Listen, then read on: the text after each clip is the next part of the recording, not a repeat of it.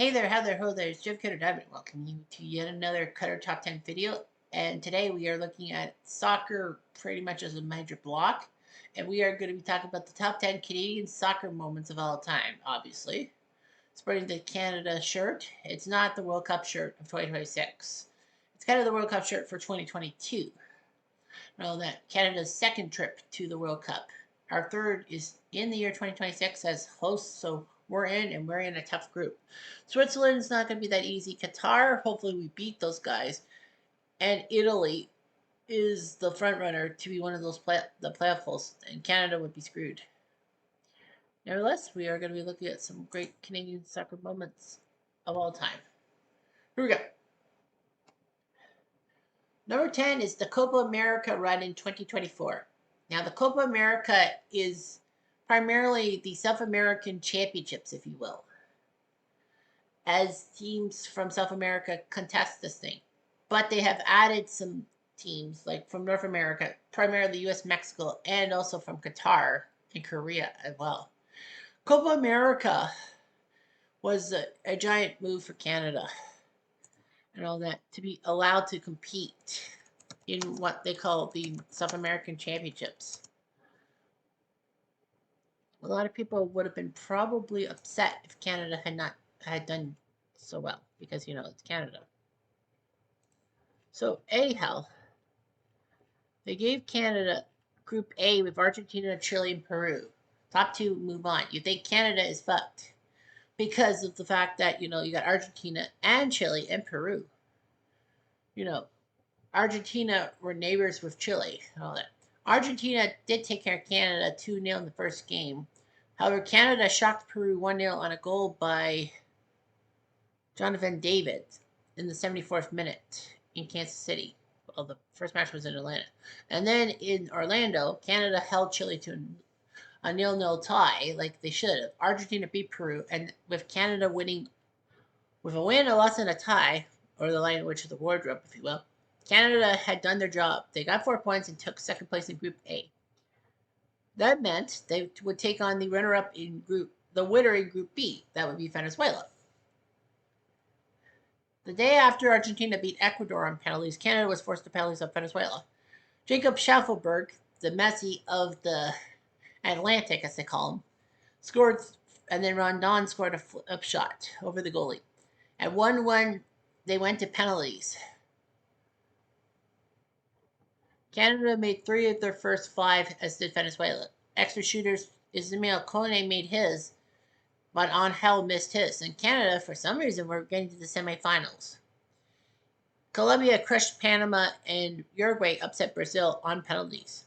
So it was Canada versus Argentina again, and Uruguay, Colombia. So Canada was the only interloper to the South American Championship. Argentina beat Canada again 2-0 in front of 80,000 fans in East Rutherford. Colombia beat Uruguay in Charlotte the next day. Third place game, Canada took on Uruguay in Charlotte. Only 24,000, but it didn't matter. Canada actually had a 2-1 lead on goals by Kone and Jonathan David. All Canada had to do was hold on for the last 10 minutes and they would have a shock third place finish. But Uruguay, that dickwad, Luis Suarez, saved the day, tying the game at 2. On penalties, Canada missed 2 penalties. Uruguay made all of them. Argentina did win the Copa America, but I mean, for Canada to make it to the Copa America and they were invited to the 2001 one, but because of troubles, Canada declined. But the fact is that they came through Copa America and took 4th place. It should have been 3rd, but what can you do? You just can't do anything. All of that, but give them their flowers. Number 9 is Canada's first World Cup goal. And that was Alphonso Davies' goal. So anyway, Canada had been to one World Cup and had never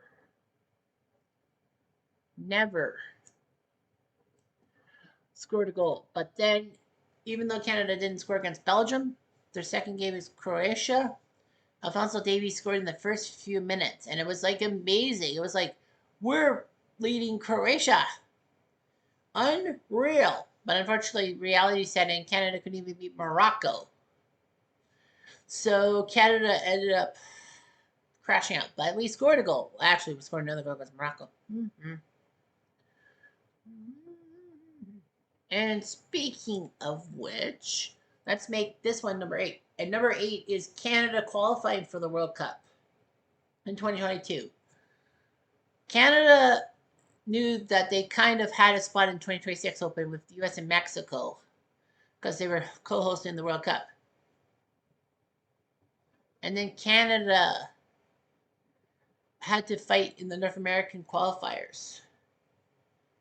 The top the top 3 would move on, and I think it was the top 4 moved on. The top 3 moved on, and then 4th place would go to the Interconfederational playoffs. So, Canada needed to do something. For a moment, Canada was actually on top of the North American qualifiers ahead of the U.S. and Mexico. Heck, they even scored a late goal at Azteca to tie the Mexicans, and then Canada beat Mexico on home turf in a snowy Edmonton. Canada went through the last 2 games needing just 1 freaking point to qualify. And thankfully, in Hamilton, with Canada facing Jamaica, they did so. Canada crushed Jamaica 4-0 and got ourselves to the World Cup. Of course, as I said, we lost to Belgium, we lost to Croatia, and we lost to Morocco. Unfortunately, Canada is tied right now with El Salvador for the worst World Cup record at 0-6. I know many teams have lost more than 6 matches, but the fact is Canada is 0-6, as is El Salvador. Like, El Salvador never won. Okay. Number 7 is TFC winning the MLS Cup in 2017. So, TFC was the first Canadian club to make Major League Soccer, and it broke the barrier in 2007. They were decent, but just couldn't make the playoffs. They only had a few playoff runs. 2012, they actually had a shock against LA in the CONCACAF Champions League and all that, because that was when Beckham was around.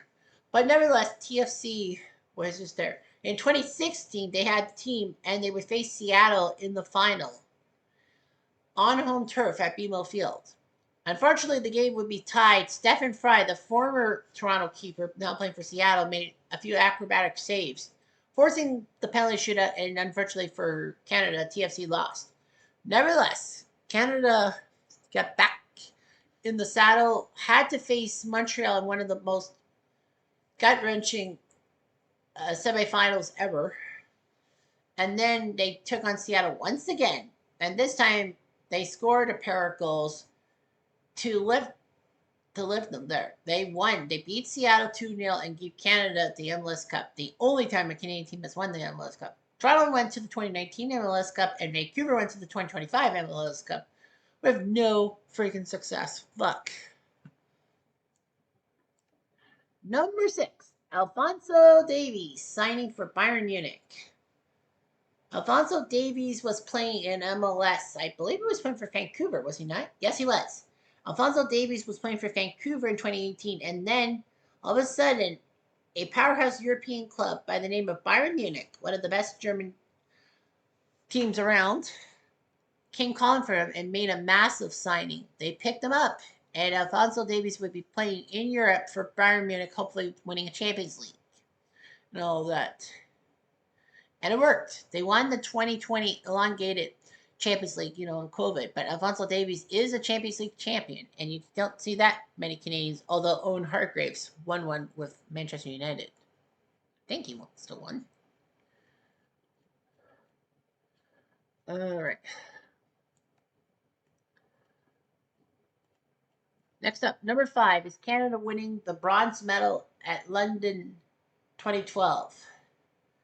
So the Canadian women were doing decently. And of course, FIFA allowed the full tilt national teams to play at the Olympics, unlike the men that said basically it's just for 23 and under, and you can't be in a World Cup match. So Canada did well. They got to the semifinals against the Americans, our old rivals. It was a back and forth game, which the Americans won 4-3. Unfortunately, the damn Norwegian referee made some terrible calls against Canada, giving Canada fouls for stupid stuff and all that they didn't punch the Americans.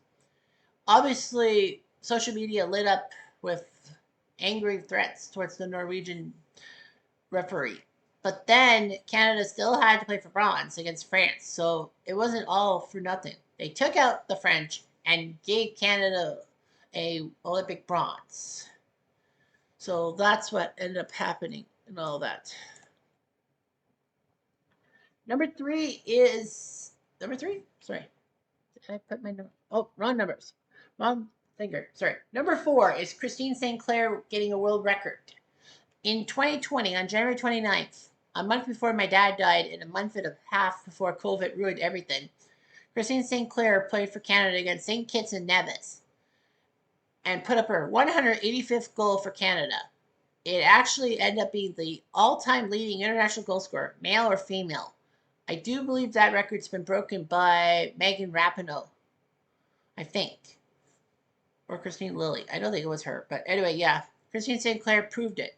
She was a young soccer phenom in 2003 for Canada at the World Cup, and then, they did much better than that. The best Canadian women's mark at the World Cup is fourth place. Of course, in 2015, hosting it, they fell flat against England in the quarters. Number three is Canada winning the 2000 Gold Cup. So the Gold Cup is the North American championships between countries. Copa America is for South America, whereas the Gold Cup is for North America. So there would be 12 countries. There would actually be 9 through North American things, and then 3 through invitations. They invited Colombia, Peru, and South Korea. Canada actually had to play in a playoff, a 14 playoff with Haiti, Cuba, and El Salvador. Fortunately for Canada, they won twice and tied Cuba. They qualified for the Gold Cup. Haiti beat Cuba on goal differential to make it through.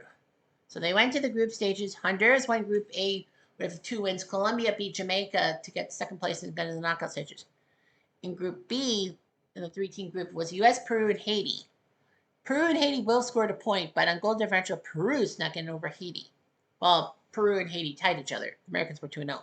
Group C, Mexico with a win and a tie moved on, so did Trinidad, beating Guatemala. Group D, Canada was placed with Costa Rica and South Korea. Of course, South Korea, because of the whole thing with the 2002 World Cup coming up.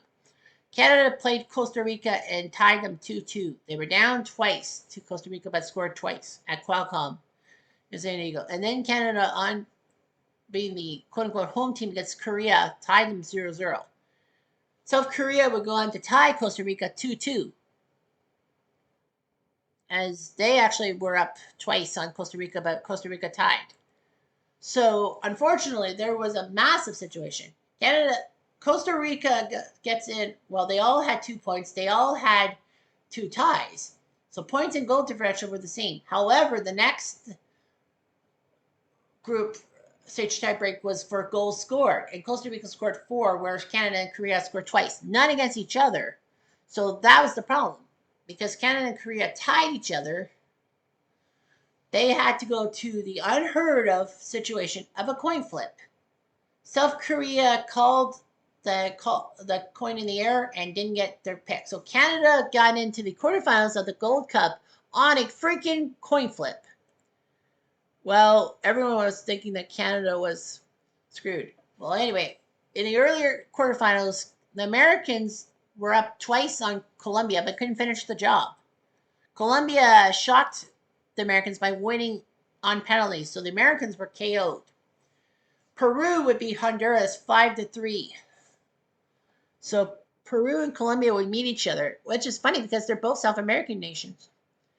Trinidad would face Costa Rica, and on a golden goal or an overtime goal by Trotman for Trinidad, they got on to the semifinals. Canada would play Mexico, and shockingly, even though Mexico got off to a fast start, make it 1-0, Canada scored on a goal by Carlos Carrazin. 1-1 tie, they go to overtime or extra time, and then Richard Hastings on a lanky shot it over Oscar Perez into the net, And Canada had shocked the number 8 team in the world at the time on a golden goal 2-1. I was like, what the heck happened? So anyway, in the semifinals, Colombia beat Peru 2-1 to move on to the final. Canada would play Trinidad, and thanks to a late goal by Mark Watson, Canada won 1-0. Unfortunately, though, mostly due to the fact that Mexico and the United States, who had won every Gold Cup up to that point, did not even qualify for the semifinals. The attendance was poor.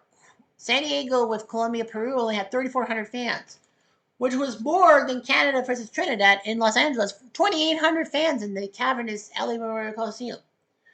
So the final was in Los Angeles and in front of only 6,100 fans. Pathetic.